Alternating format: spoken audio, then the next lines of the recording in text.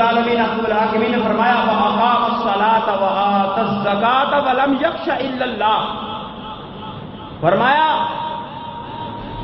جنہوں نے نماز قائم کی تھی اور زکات کو ادا کیتا اور اللہ تو علاوہ کسے تو نہ ڈرے۔ اسی اج تھانے دار تو ڈرنے ہاں، ایس پی تو ڈرنے ہاں، لیکن اللہ تو نہیں ڈرتے، اللہ تو نہیں ڈرتے۔ ساڈا ایمان اتنا کمزور ہو چکے ہے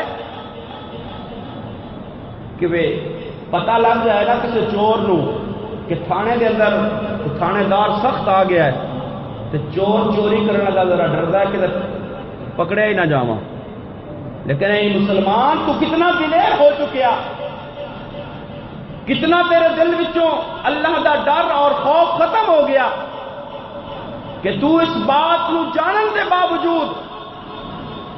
کہ او ذات و وحدہ لا شریک ذات جس تو کوئی بھی تیرا فعل پوشیدہ نہیں، تو سب کمرے کے اندر بند ہو جا، رات کا اندھیرا ہوئے،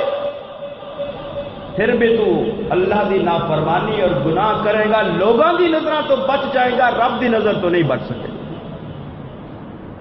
لیکن اس دنیا داراں تو ڈرنے ہاں، اللہ دا ڈر اور خوف سارے دلوں دے اندر پیدا نہیں ہو رہا۔ اگر اللہ دا ڈر اور خوف سارے دل دے اندر پیدا ہو جائے،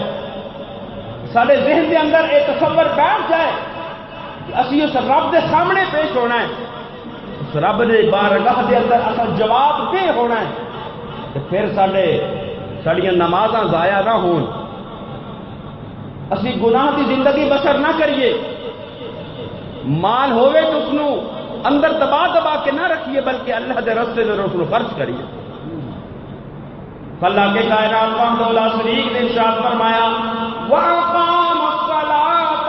وَآتَى الزَّكَاةَ وَلَمْ يَخْشَ إِلَّا اللَّهَ، فرمایا جنہیں نماز نو قائم کیتا، جنہیں زکات نو ادا کیتا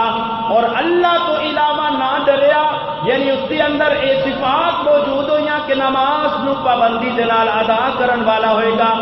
مال موجود ہون کی صورت دے اندر زکات ادا کرن والا ہوئے گا، اور اللہ دا ڈر اور خوف اس کے دل دے اندر ہوئے گا۔ کہ اللہ رب العالمین حکم الحاکمین فرمایا ان صفتاں دا حامل جڑا بندہ ہے، جس بندے دے اندر یہ خوبیاں پیدا ہو جان گیاں، اللہ فرماندا فَعَسَىٰ أُولَٰئِكَ أَن يَكُونُوا مِنَ الْمُهْتَدِينَ، اللہ فرماندا یہ ہدایت والے ہوں گے، یہ ہدایت یافتہ ہوں گے، یعنی جتنی عبادات کے اندر